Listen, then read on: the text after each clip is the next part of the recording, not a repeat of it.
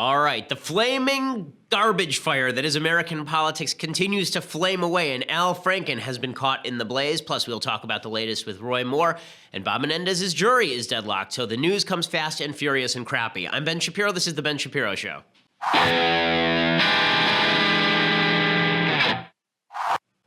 Here's that shot in Airplane where somebody says the bleep hits the fan, and there's actually a picture of poop hitting fan. And that's pretty much every day in American politics now. When I say that it's a garbage fire, I mean that outside this door is a raging dumpster fire, and the smell just wafts through the building. And that is coming directly from Washington, D.C. and from Hollywood, and it's just all garbage. And everyone is garbage, and that's the short summary of today's show. But there's much more. So we will talk about all of the breaking news. But first, I want to say thank you to our sponsors over at FilterBuy. So, you don't think about the air quality in your home until one day there's black mold on your ceiling and you're dying. That's why you need to go to FilterBuy, okay? At my house, we hadn't thought about our filters. We looked at our filters. They were all dirty. They were all terrible. And so we measured our filters, and we saw which ones we needed, and then we went to FilterBuy.com. They send you the size you need within 24 hours plus free shipping. They use double the industry standard MERV rating on most filter sizes. All of their filters are manufactured right here in the United States, and they can ship any size and in any quantity. Save 5% when you set up auto delivery, and never think about air filters again. That's why I like the auto delivery option, because it means that you're never going to have to worry about all of the filters arriving. You never have to worry about forgetting about it for 5 years, and then you look at it and it's completely black. Go to filterbuy.com today and get the best price on top quality filters shipped within 24 hours plus free shipping. Filterbuy.com. Again, that's filterbuy.com. And when you set up that auto delivery, you get 5% off. Filterbuy.com. It's a very easy thing. You should just do it and forget about it and make sure that your family is safe, because air quality is linked to health. Again, filterbuy.com. All right. So I do have a big announcement coming momentarily about my speech tour. And no, it's not like a big announcement like Trump's big announcement about his Asian tour, which was basically him announcing which Chinese restaurants he'd eaten at in China. It's actually a really big announcement. We'll do that in just a moment. But first, the news. So, the news today. Al Franken likes grabbing boobs. Really? Like, this is the news today. So, Al Franken is now being accused by an LA anchor named Leanne Tweeden. She's on KABC. She tweeted on Thursday morning that, inspired by Representative Jackie Speier, a Democrat who encouraged anyone who had been victimized by a member of Congress to step forward, she decided to tell her story. In an essay published on KBC's website, according to DailyWire.com, Tweeden described her encounter with Al Franken, the senator from Minnesota, the man who is supposedly the new conscience of the Senate. Yesterday, he was ripping up Justice Don Willett, the Texas Supreme Court Justice Don Willett, ripping him up and down because Texas Justice Don Willett, who is very funny on Twitter, had once tweeted something about how he wanted to legalize marriage to bacon because he liked bacon so much, and Al Franken thought that this was a slap at the gay community somehow, which is weird because gay people aren't bacon. But in any case, Al Franken apparently sexually harassed/assaulted Leanne Tweeden. She said, in an essay, she described her encounter with Franken, whom she says used comedy as an excuse to be inappropriate, because comedians in Hollywood apparently are all inappropriate, from Louis C.K. to David Letterman.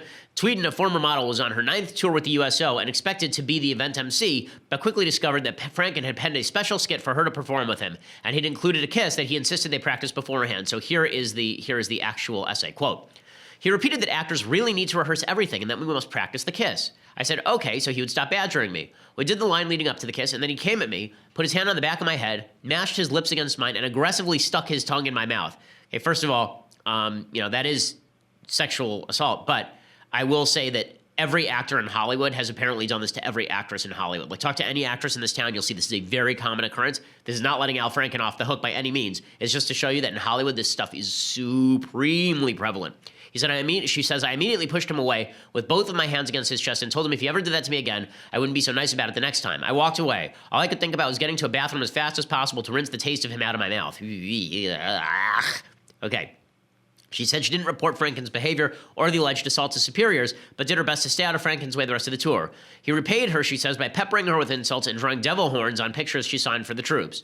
Then, on the flight home, as Tweeden slept in her Kevlar vest and helmet, she says Franken groped her while he posed for this photo. Yeah, there is a senator from Minnesota groping or attempting to grope a sleeping woman. Just all class is Senator Al Franken.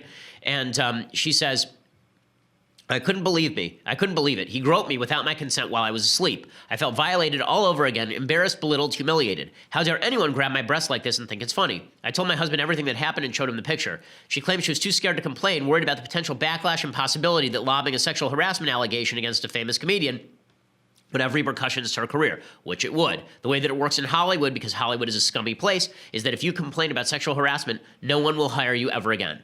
Okay, this is reality, and it's horrifying. It's really disgusting. You're considered a hard to put up with. You're considered somebody who doesn't get it and isn't cool in Hollywood if you don't put up with men acting like pervs or anyone acting like a perv. If somebody gropes you and you say anything about it, this makes you a prude in Hollywood. Seriously.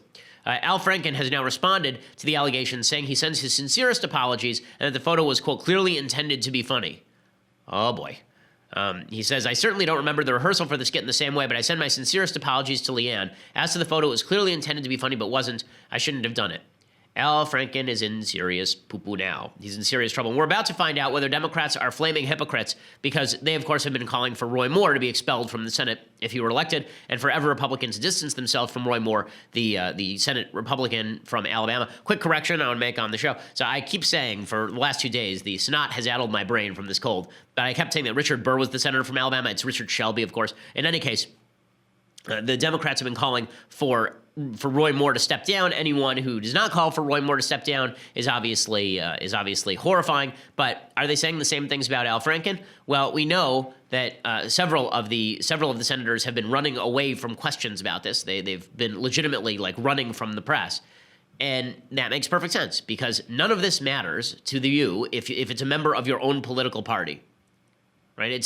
There's a bunch of Sasha Stone is a writer over at, I guess, Awards Daily, and she said, "Sorry, but if what Al Franken is doing in that photo is sexual harassment, we're going to need a bigger boat. Come on, people, snap out of it.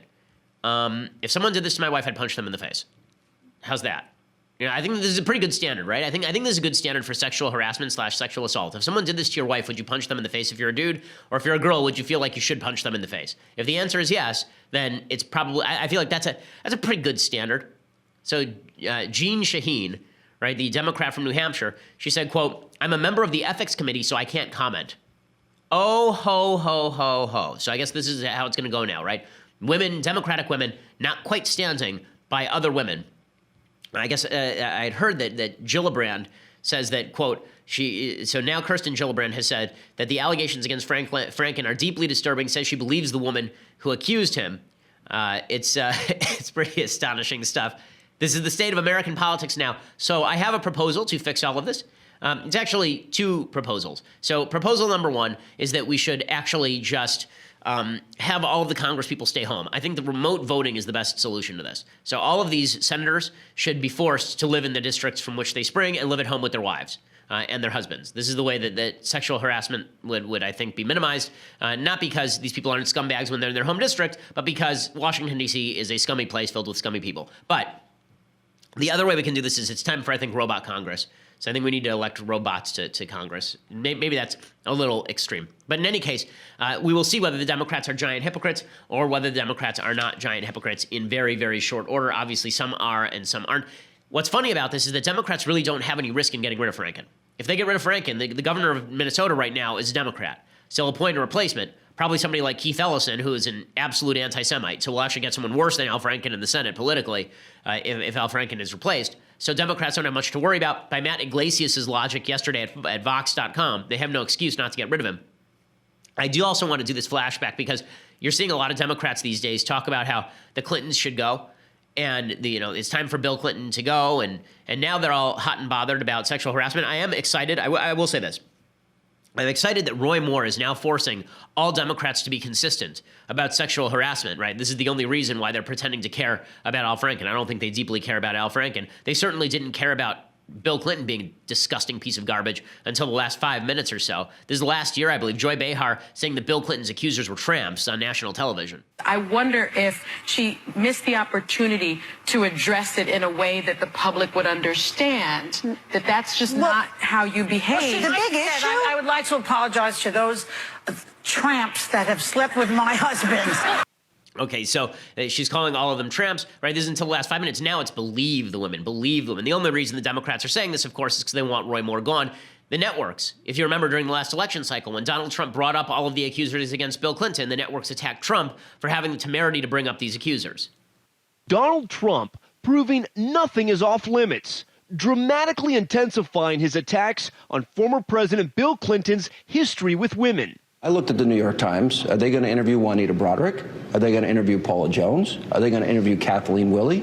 In one case, it's about exposure. In another case, it's about groping and fondling and touching against a woman's will. And rape. And rape. The rape accusation is decades old and discredited. And big settlements, massive settlements. $850,000 for Paula Jones. Lots of other things. They were referring to a trio of women who say Bill Clinton made unwanted sexual advances in the 80s and 90s. Mr. Clinton denies it. Two of the cases were plagued by factual discrepancies. Still, the accusations linger and will be a focus of GOP ads against Hillary Clinton. Okay, so look how the media was downplaying all this until 2 seconds ago when Bill Clinton's desiccated political body was thrown right under that train because now it's time to get Republicans. Really amazing how this has happened. Now listen, if inadvertently we end up raising our standards for politicians because everybody is so focused on getting rid of the other guy that they're forced to abide by their own standards, maybe something good comes out of this. Maybe we actually all have new standards. I don't think that's what's going to happen, though. I think that this will be a 5-minute break from partisan politics dominating, and then we'll go right back to being terrible about electing terrible people. I mean, remember, Democrats were so insane back in the 90s over this thing that Bill Clinton, who was a perjurer and a sexual molester, Bill Clinton was applauded by Democrats. After he was impeached, Democrats came to the White House and they gave him a standing ovation. I ask the American people to move with me, to go on from here, to rise above the rancor, to overcome the pain and division, to be a repairer of the breach, all of us, to make this country as one America what it can and must be for our children in the new century about to dawn. Thank you very much. And they're all done. This is literally after he was impeached by the House, right? And they're all standing there clapping for him. You know, the reason that I bring this up is not whataboutism.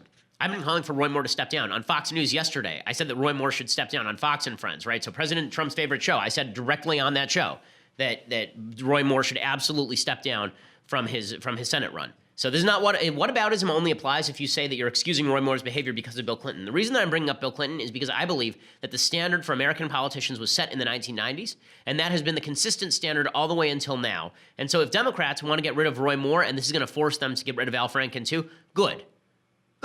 Now, with all of that said, I do think that we should be careful about what exactly are the standards for sexual harassment and sexual assault. Like, we actually have a picture of Al Franken, purporting to grab a woman's breasts while she's sleeping.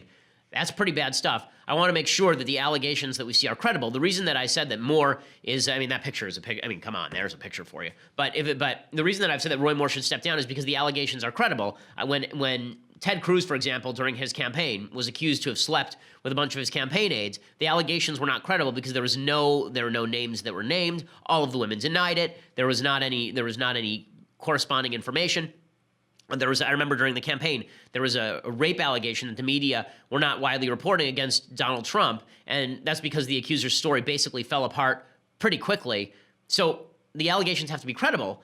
But with that said, I think that if our new standard is that credible allegations are treated as we don't want these people anywhere near the levers of power, I think that's a good thing. Maybe inadvertently we'll stumble into something better here. Okay, so before I go any further, and I do have a big announcement about my college lecture tour in just a moment, first I want to say thank you to our sponsors over at Birch Gold. So right now, if it feels like the economy is doing really well, but it still feels like it might be a little bit inflated, and you think that maybe the stock market's going to take a dive sometime in here, if you are concerned that there's going to be some shock to the real estate market, or if you just want to hedge your bet, that's why it's time to buy some precious metals. Go over to birchgold.com/Ben, and they'll give you a comprehensive 16-page kit showing how gold and silver can protect your savings, how you can legally move your IRA or 401k out of risky stocks and bonds and into a precious metals IRA. Birch Gold Group, they have a long-standing track record of continued success, thousands of satisfied clients, countless 5-star reviews, an A+ rating with the Better Business Bureau. Contact Birch Gold Group right now to request a free information kit on physical precious metals. Again, that's birchgold.com/Ben. We've had them on the show. They're the people that I trust with precious metals investment. Ask all your questions, make sure you feel secure, and then get precious metals as part of your portfolio. birchgold.com/Ben. Okay, so here's the big announcement that I've been teasing a little bit here.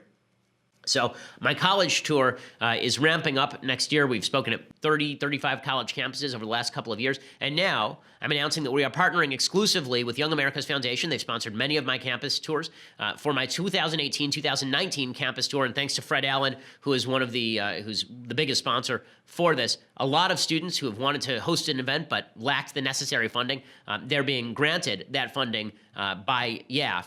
YAF and their vast student network continue to plan engaging campus events, and we now have a process for this. So because we receive so many requests every single day, I mean literally dozens of requests every single day, and because of how many YAF receives on their end, we've now been working to set up a formal application process. So for all the college students who want to bring me, going live today, there's an application and info page at yaf.org/Ben Shapiro Tour. That's yaf.org/Ben Shapiro Tour. We lay out all the necessary steps and info needed to order a request hosting an event. Because of my crazy schedule, we're actually limiting next year's tour to 12 campuses, so be fast about this. Be sure to follow all the steps in the application and present a good proposal for why you think your school should be one of the 12. Check out yaf.org/Ben Shapiro Tour. That's yaf.org/Ben Shapiro Tour to submit an application, and that will allow us to get back to you faster as well. Okay, so meanwhile, while all of this is going on in the Senate, the continuing saga of Roy Moore continues apace. And I want to talk about some of the solutions to Roy Moore saga, but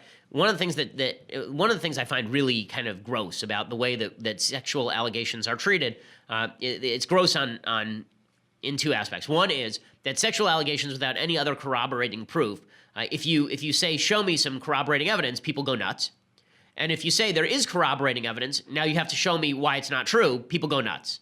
So there's no solution, right? Roy Moore's lawyers put out a defense yesterday that was so weak and so strained, and yet people are hanging their hat on this peg. I remember that during the campaign, there was some of this with regard to President Trump, and I remember with Bill Clinton, there was some of the same sort of stuff. With regard to Trump, I recall that there was an allegation that Trump had sexually assaulted a woman on a plane, and people were going back and trying to figure out whether the armrests on that kind of plane went up or down, and this was supposed to be used as proof that Trump had never done any of this. I'm seeing something similar happening with Roy Moore. The question you have to ask yourself is whether these allegations are credible. Now, you can still make the case, and I'm getting letters from people in Alabama who are saying, listen, I'm not going to vote for Doug Jones. I don't want you to vote for Doug Jones. I didn't vote for Hillary Clinton, right? I thought that Donald Trump was kind of a scuzz. I didn't vote for Hillary Clinton. I'm not saying you have to vote for Doug Jones. I'm saying now is the time for all of you folks to be planning a write-in campaign for somebody who is not credibly accused of child molestation. Is that a terrible idea? Is that a horrible idea? Now, I didn't vote at the top of the ticket. I think it's possible to do that too. I understand why you don't want Doug Jones in the Senate. I don't want him in the Senate either. I don't want a pro-abortion Democrat in the Senate. But that does not mean that we get to brush off accusations that are like this. So let's go through Moore's lawyer's defense, because this is pretty bad. There are a couple more allegations, by the way, that Moore groped people. There are two new accusers who are suggesting that Moore was harassing them. One of them was a high school girl who said that when Moore was in his 30s, he called up her high school, pulled her out of trig class to ask her on a date, which called the principal's office and said, can I speak to X? And the girl went to the office and she said, what's up? And he said, I want to ask you on a date. What are you doing? She said, I'm in trig class right now. Okay. In any case, Moore's lawyer, let's say his legal team is not the strongest. And when I say not the strongest, I mean it's really quite terrible. I don't know whether his lawyers went to the My Cousin Vinny School of Lawyering, but they don't have the street smarts of Joe Pesci.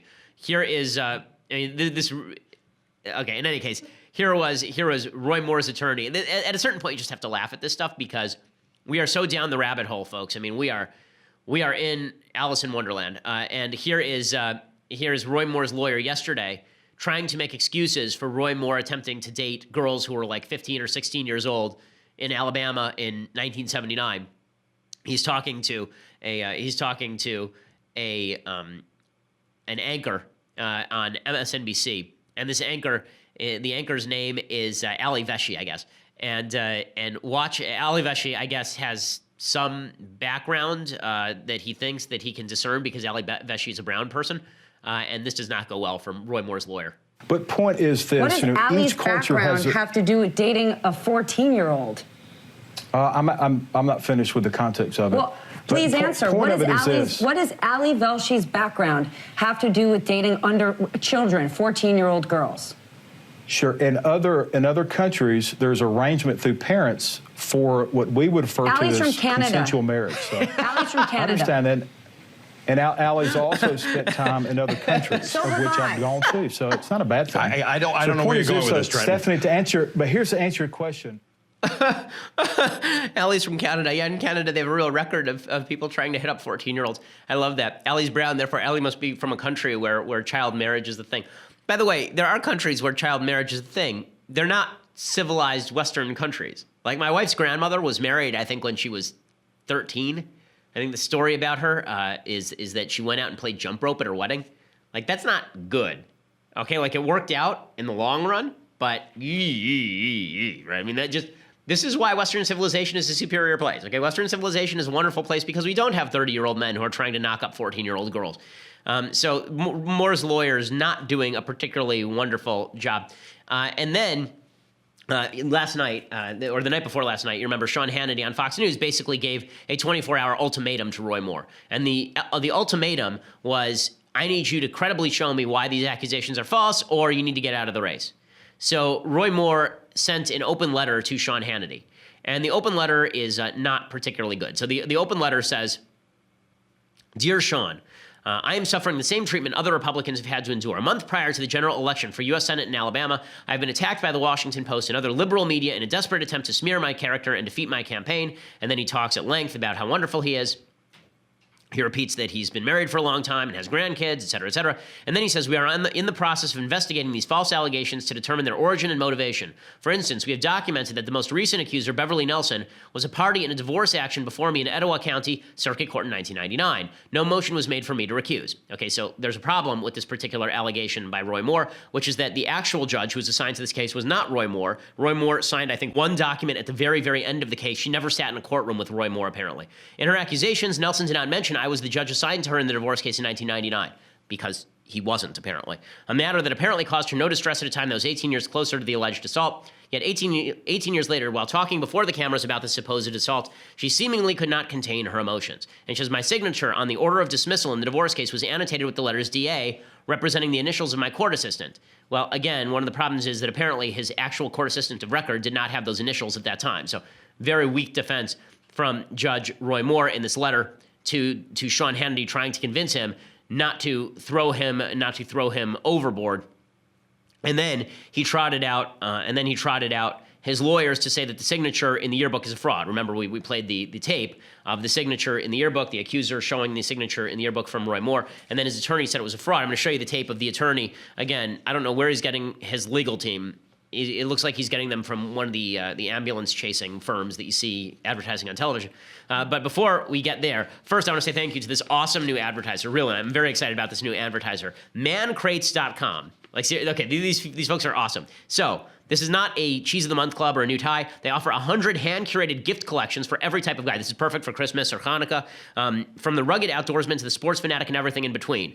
They have the Whiskey Appreciation Crate with a personalized decanter and glasses for your favorite drink, or the Grill Master Crate with brass knuckle meat tenderizer, like literally brass knuckles, and cast iron smoker box. Go to mancrates.com, pick the perfect crate, choose the delivery date, and then here's the best part of it. When the crate arrives, they send you a laser-engraved crowbar, and you legitimately pry open the crate with your bare hands and the crowbar in order to get at the product, which is just awesome. It's super fun.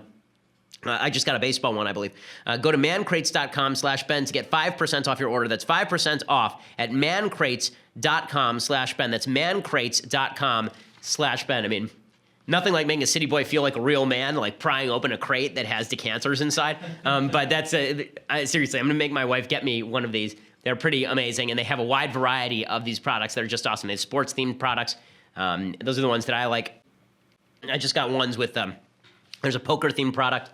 So there's nothing more James Bond than you get a crate in the mail, you pry it open, and it's poker chips. Just awesome. So mancrates.com/Ben, and that will let them know that we sent you as well. You get 5% off of your order. Okay, so here is Roy Moore's lawyer saying the signature is a fraud. A fraud!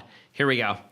So right now, Trent Garman, our attorney, has sent a letter, or is sending a letter, to Gloria Allred demanding that the yearbook be released. There are a couple things that you need to look at. Look at the 1977 after Merry Christmas. Look at those two sevens. And then look below at the 77. And I want to ask you, do you think it was written by the same person? I want you to look at Old Hickory House, which they say Judge Moore wrote. Judge Moore says there's no way in the world that's his handwriting. Okay, so now we're going to go into handwriting analysis, which is really a pretty weird form of analysis. Like, it's always very questionable. And so then, just to make things worse, Gloria Allred, as I said before, Gloria Allred is not the most credible human, okay? And the fact that Gloria Allred continues to be part of this case does not help anybody. So Gloria Allred is asked, okay, so why don't you turn over the yearbook to some neutral third-party authority? She says, I'll turn it over to the Senate. And then she's asked, is the allegation that this was forged real or not? And she refuses to answer that question, which is just granting flame to the fire, which is what Allred wants, by the way. The real reason that Gloria Allred is doing this is not because this is some sort of tacit admission that the yearbook is a fake. Okay, the reason that she is doing this is because she wants the Senate hearing so she can grandstand. And she's going to do anything possible to get the Senate hearing so she can grandstand. That's what's going on here with Gloria Allred. We will allow all of this to be asked and answered at the hearing. But that's not a flat denial, Gloria. Well, all I'm saying is we're not denying, we're not admitting, we're not addressing. We will not be distracted.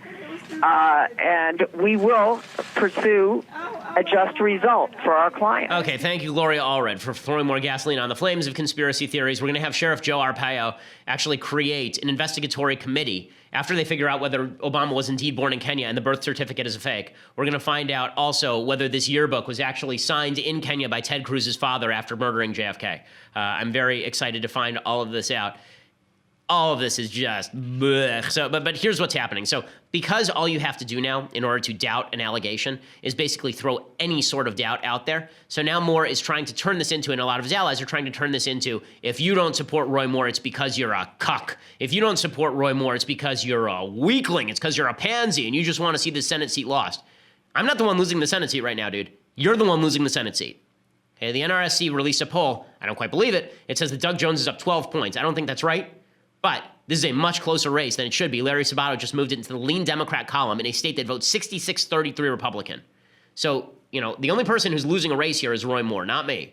Okay, I want Roy Moore out so that Republicans can win this race. But in any case, his supporters are out there saying that if you don't support Roy Moore, it's because you're a bunch of sissies. You're a bunch of sissy girls. Here's an Alabama pastor saying just this. In the name of God, you're a sissy if you don't support a guy credibly accused of child molestation. Why was everyone, all these people, silent for so many decades, only to all come forth at the same time now? Well, perhaps satanically motivated, but politically carried out. It's funny how the Republican Party is. What a bunch of sissies. The Democrats rally around their candidates even when they're guilty. Republicans want to throw them under the bus on a mere accusation without knowing whether they're guilty or not. Okay, no, we actually, this is one of the arguments that I keep hearing is Democrats don't throw their people on the bus, they rally around them. First of all, we'll see what they do with Al Franken. Second of all, just because someone else does something bad doesn't mean you should. And it's not like Republicans can get away with this in the same way Democrats can. You know why? Because we have moral standards. This is one of the things I've always said about being a Democrat. It's very easy to be a Democrat because when you have no moral standards in social life, that means that you can get away with just about anything. When you say that social standards matter, that social fabric matters, that morality matters, of course we hold you to a different standard. Of course we do. Now, I don't think that that should necessarily be the case. I think everyone should be held to the same standard, regardless as to whether you embrace the standard. But when you do embrace the standard, the added charge of hypocrisy is going to be thrown at you when you move away from it. Okay, so Roy Moore himself is trying to turn this into a battle about Mitch McConnell. This is something that you see Steve Bannon wants to do also. He, in order to avoid the allegations I've been saying now for 3 days, they've been trying to turn this into, this is about McConnell. It's not about McConnell. I don't like McConnell, okay? I've been ripping on McConnell for years. Look back at everything I've written about McConnell. The only thing McConnell has done right is get these judges through. That's really great. It really is. He held up the appointment of the Democrat, whose name now escapes me, the Democrat judge, who was appointed by Barack Obama. He held that up until Trump could be elected, and that's how he got Judge Gorsuch. That was good by Mitch McConnell. But otherwise, I'm not a big Mitch McConnell fan. But this isn't about McConnell. But Judge Roy Moore tweeted out yesterday, as though Mitch McConnell's the only one going after him, "Dear Mitch McConnell, bring it on."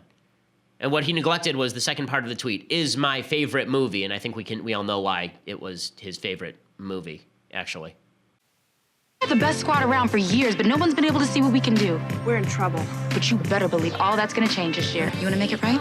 Then when you go to nationals, bring it. I'll bring it. Don't worry. And then Roy Moore is actually in the background For some reason, he was there at the filming. I don't know why. Okay, in any case, here are the solutions. So there are a bunch of options that have been presented. Judge Moore, bring it on. Guys, we got to joke about this. Otherwise, this time is so dark and so terrible. There's an article from the Babylon Bee, which is a Christian-oriented parody site, that said, poll, half of evangelicals say that they would vote for Satan to stop Doug Jones. I think that's not entirely untrue. I mean, 100% of Democrats would vote for Satan to stop any Republican, basically. In any case, I would like to, let's lay out the options as to where we go from here. None of the options are good. There are really three options that are being weighed right now. So option one is the Sean Hannity option. So after Sean lays out this very strong case a couple of nights ago that Roy Moore has to come up with something credible or Sean's going to call for him to get out of the race, Roy Moore basically offers nothing, and then Sean says, we'll let the people decide, which is a cop-out, okay? Like, I like Sean personally. I think Sean, everyone who knows Sean likes Sean. Sean is a really sweet, solid guy, but this is a cop-out, okay? It just is. In my opinion, so serious. The people of Alabama, they need to know the truth, and they've got to have all the facts that they need. And that means that the Alabama voters can make an educated, informed, inclusive decision for their state when they go to the polls. And if that means whatever it means to get to the truth, if it means more time, I believe the governor, according to Greg Jarrett, has the ability to make that decision. The Alabama people deserve that. Greg Jarrett said the governor can delay the race if need be. Now, the people of Alabama deserve to have a fair choice, especially in light of the new allegations tonight. Now, we have told you everyone's point of view. The accusers continue to have an open invitation to come on this show and share their story. At the end of the day, I want to tell you something. I lived in Alabama. I enjoyed my time in Alabama. And I know these people. They're smart. They're great Americans, God, family, faith, country. And I am very confident that when everything comes out, they will make the best decision for their state. Okay, so that's a giant cop-out. So I've told you, listen, everyone knows this is when people say people will vote how people will vote. Of course that's true. Of course that's true. But I tell you what I think, right? I think Roy Moore did it. And I think that you should either write in a candidate or you should not vote at all. Okay, these are my options, right? This is what I think. You'll still do what you want to do, right? If you're in Alabama, you'll do it. You're a grown-up. You make your own decisions. But I'll give you my opinion.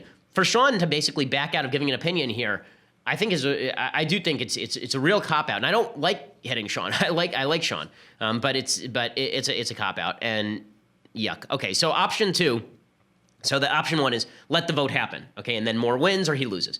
If he loses, then Doug Jones takes the seat, and this is a real problem for Republicans who now have 51 seats in the Senate as opposed to 52. They can't even get a tax bill through right now. I'm going to talk about that in a second. Okay, option two would be to somehow reset the election. So there are two options here within option two, resetting the election. One is the one that you saw Sean mention there, which is the governor could theoretically delay the election. Very difficult to do that. Very difficult to see how it would matter, actually. If he delayed the election, or if she delayed the election, it's very difficult to see how that would necessarily impact the election. Also, it sets a pretty bad precedent that anytime something bad happens for the candidate of your political party, you just delay the election. Obviously, if a Democrat did that on the flip side, we would be ragingly upset over it.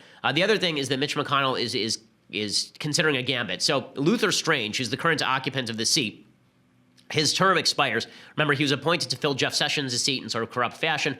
His term expires in a couple of years, or rather next year, I believe, and therefore they are holding the special election on that basis. So one of the considerations here is that if Luther Strange, instead of filling out the rest of his term, resigns right now, that triggers a new special election. Now, that's questionable, right? Under the 17th Amendment to the Constitution, the way that Senate seats are filled is that when there is an absence, a vacancy, then the governor fills that, and then a new election is declared. So does it matter if the guy who filled that vacancy resigns early? Not really clear for them in the 17th Amendment, but this is the logic, that maybe they can get away with it. Maybe they can just reset the election, have a new special election with new primaries and everything. So the problem with this, of course, is that Roy Moore could very easily win those primaries. So what would end up happening, I guess we could do this ad infinitum. I guess you could have Luther Strange basically resigns, triggering a new special election. In the meantime, you see that Jeff Sessions is appointed by the governor, at which point Roy Moore wins the primaries, at which point Jeff Sessions resigns, at which point a new election is called, at which point she appoints Luther Strange, at which point Roy Moore wins the primaries. And we can do this forever. It'll be just like Inception. We'll be 4 levels deep, and Leonardo DiCaprio will be wandering around on the sand, forgetting where he came from, an old man filled with regret. We can do any of these things, I guess, but I'm not sure that it's actually going to work. Finally, there's option 3. Okay, this is the don't seat him option. So Kirsten Gillibrand, the Democrat from New York, she says that this will be the move, that if Roy Moore were actually elected to the Senate, there would be an ethics hearing, and then there would be a move not to seat him. I think there will be an outcry of members of the Senate who do not want him to serve, even if he's elected. I believe these survivors. I think most people do. And I think it's important that he be held accountable. But hopefully the people in his state will vote for someone else. Okay, so Gillibrand, by the way, says she supports an investigation into the Franken allegations, but she is not calling for Franken to step down. So she wants Moore out. But Franken, well, we'll have an ethics investigation. An ethics investigation just means nothing ever happens because there are tons of ethics investigations, few end with expulsion. But the question is, should Republicans seat Moore? So yesterday I said on national television, I don't think they should seat Moore. And I got some blowback from that. People were upset about that. And even some folks who I was talking about off the air, I was talking with a couple of folks off the air who were on the show with me, and they were saying, well, wouldn't that be disrespecting the people of Alabama's choice? And my view is, so what? Okay, and I know that's sort of harsh language, but the idea here is that democracy is not the same as living in a republic. And I'm going to discuss this in the big idea in just a second. Listen, I don't want to play with fire where everybody is now expelled, overruling the will of the people. I don't think that's something that we should take lightly, but I'm not taking this lightly. When you have credible allegations of child molestation, I don't think that that's taking it lightly. I do think that the reason the founders put in place checks and balances, including the ability to expel a member or not seat a member, was for situations like this. I do think that that exists. So in the big idea, in a little while, I'm going to talk about the difference between living in a democracy and living in a republic, and why it is that the founders were not supremely comfortable with the argument that just because the people want something, the people ought to get something. I'll talk about that in just a second.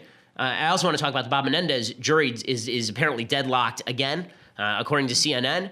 The jury says it is deadlocked on all charges, and the defense wants to declare a mistrial. It's a 7-woman, 5-man jury. They say they are deadlocked. They said they were deadlocked on Monday. On Thursday, they said they've reviewed all the evidence slowly, and they're not willing to change their positions. And the judge still wants them to go back to the drawing board. He's facing charges of conspiracy, bribery, and honest services fraud relating to abusing the power of his office. It could carry decades in prison. The prosecutors say that he accepted more than $600,000 in political contributions, a luxurious hotel suite at the Park Hyatt in Paris, free rides on a private jet from wealthy ophthalmologist Solomon Melgen in exchange for political favors, including getting visas for Melgen's hot girlfriends. So all of that is breaking news as well. We'll talk about all of that. But first, you're going to have to go over to dailywire.com and subscribe. At dailywire.com, you can subscribe for $9.99 a month and get the rest of our show live on video. You can get the rest of Michael Knowles' show live on video and Andrew Klavan's show live on video, be part of our mailbag. The Shapiro store is launching in short order. We've got it all set up. It's just that the gear is taking a little while to get set for the store. But that will be up very shortly, and you'll get discounts for that when you become a member. Also, for $99 a year, you get the annual membership, and that comes along with this, the very greatest in all beverage vessels. This beverage vessel, the reason that I continue to be sick is I haven't been drinking enough from this beverage vessel. The rumor is that it cures disease. I can't verify that. That's not an FDA-approved claim. But all I can say is that the rumor is that if you pour this over Sean Connery's wounds, if he's been shot, then they immediately heal. This is just what I hear. In any case, Leftist Tears Hot or Cold Tumbler, you get that for $99 a year, and you get all the rest of that good stuff too. Plus, you just want to listen later, go over to YouTube, make sure that you subscribe. Go over to SoundCloud and iTunes, make sure that you subscribe there as well. We are the largest, fastest growing conservative podcast in the nation.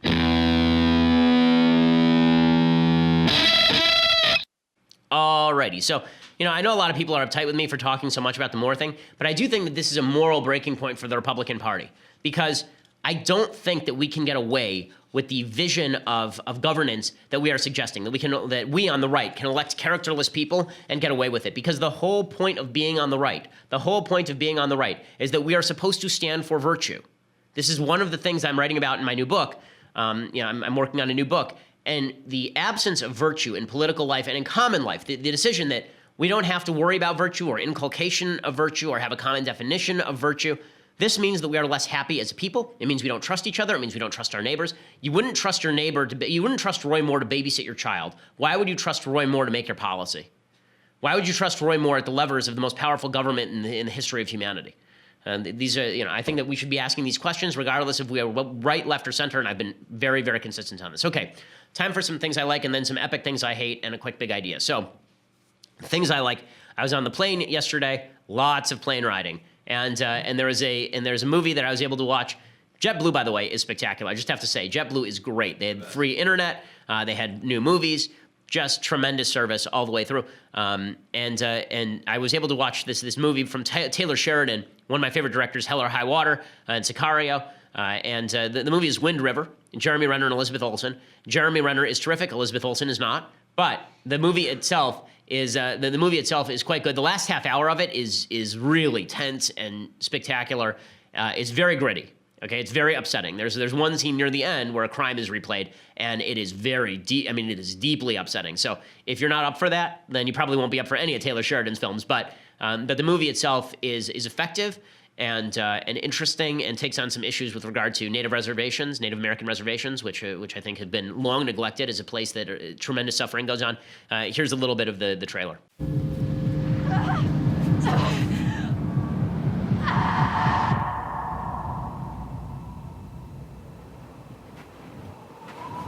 Sheriff's Office. I need emergency assistance. What's your location? The Wind River Indian Reservation.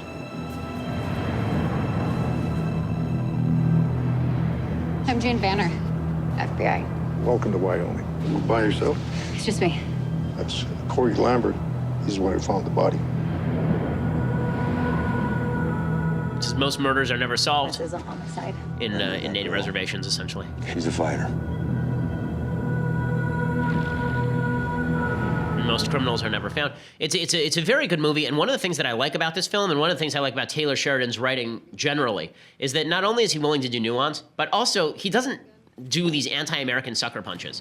So one of the things that's really nice about this film is that it's all about investigation into a woman's murder on a Native American reservation, but the person who's solving the murder is a white guy, Jeremy Renner, and this comes up. Right, and he's not portrayed as somebody he's married to a Native American woman. He's not portrayed as like an unsympathetic white guy walking onto a Native American reservation and raping the place. That's not the idea. The idea is that if we can find our common humanity, then we're going to be able to solve some problems. Whereas if we steep ourselves in these artificial divisions, then we're never going to be able to solve these problems. Like there's a couple of characters, one who's a Native American character who sort of revels in the feeling of victimization, and Jeremy Renner gives him a nice lecture. And then some white guys who revel in the idea that they get to victimize Native American girls, and they're the bad guys. So I think that it's quite a good movie. It's worth watching. Again, as I say, Jeremy Renner is very, very good in it. Elizabeth Olsen is less good in it, just because she does wide-eyed the entire film. Elizabeth Blunt in Sicario gives a much better performance than Elizabeth Olsen does. But the movie is worth seeing. Okay, it's not going to get a lot of credit, by the way, because it's a Weinstein Company production, and so it was slated. It was slated for some awards. It was Weinstein Company produced, and so now it's probably going to get ignored because of Weinstein, which I find just yuck. I mean, Weinstein didn't make the movie; he put some money behind it. I don't think that just because Weinstein put money behind something means everything he put money behind is garbage. I don't think that's right. Okay, other things that I like. So this was pretty funny yesterday. Trump was giving his speech. He said he had a big announcement when he came back from Asia. He did not have a big announcement. He announced basically all of the nice hotels he'd visited, and then he took a drink of water from a water bottle. And for a brief moment in time, the internet went insane.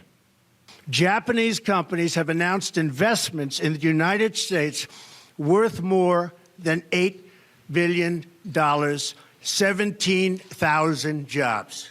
Thank you. Oh, they don't have water. That's okay. What? No, it's okay. Oh. There he goes, drinking that water. I like to look into the camera, the steely-eyed glare as he tries to open this bottle of water. Japanese manufacturers. And everybody went nuts for a second because Donald Trump had, of course, mocked Marco Rubio for drinking from the bottle of water. Rubio actually critiqued Trump on his water bottle technique, which is pretty funny on Twitter. So I thought that was kind of funny. Okay, time for some things that I hate. So as you know, I love Twitter. I'm very, very active on Twitter. I have almost 1 million followers there. And I tweet incessantly, annoying everyone in my feed. And Twitter is now cracking down on blue check marks. The way they're doing this is they're saying that they want to get rid of blue check marks for people who tweet controversial and nasty things. So they got rid of it for some white supremacists like Richard Spencer and Baked Alaska. And here's my problem with this. I think all those people are garbage, but the blue check mark is there so that if somebody is imitating you, it's supposed to verify you, right? The idea is that if somebody is imitating you, you can report them for imitating you. It's a protection against fraud, essentially. Fraud protection still exists for bad people. Like, if you want to kick off Baked Alaska because you think Baked Alaska is a scumbag and he violates your terms of service for being a white supremacist, you know, that's your standard. You're a private company. You can do what you want. But if you're removing verification check marks, what that inherently is doing is now you're saying that there are certain people whose messages are approved who we will continue to provide blue check marks, and there are certain people whose messages are not approved who we will not provide blue check marks. And now it looks like Twitter is sponsoring certain messages. It's really dumb business more than anything else. I think Twitter's making a huge mistake. It's very stupid. Okay, other things that I hate. This was an amazing picture. Okay, so I have to show you this picture. This was actually photographed by AP, and this was real. Okay, this is Steve Mnuchin and his wife Louise Linton. Okay, they went over to the U.S. Mint, and they held up copies of the first currency notes bearing his and U.S. Treasurer Jovita Carranza's signatures at the Bureau of Engraving and Printing. And I don't even know what's going on here. I mean, like, it's if you can't see the picture, it's Mnuchin holding up the sheet, and then his wife, Louise Linton, in Cruella de Vil gloves, giving a Bond villain glare into the camera as she smiles, holding this up. The best tweet that I saw on this yesterday was Louise Linton with the things she loves and Steve Mnuchin. I thought that was pretty good. Also, there's a picture of him holding up the sheet and her smiling at him while wearing apparently Kylo Ren's costume from the last Star Wars movie. It's pretty amazing. You gotta love Louise Linton for owning it. But yeah, this is not a good look. I mean, you don't want to look plutocratic. That's not exactly the best look. Which of course led to one of my favorite things that I have ever seen, which is somebody made this video of Steve Mnuchin. And Steve Mnuchin is, let's say he's a rather smarmy character. And Steve Mnuchin, you have to laugh. They cut a video of Steve Mnuchin talking, but they filled his mouth with gargling sounds, and it really works. It's really funny. Was it appropriate that Tom Price was fired? Do you regret making the requests you made for government aircraft, whether it was to go to Kentucky? I know there's an inspector general on that one. The Kentucky nuclear plane was a mistake.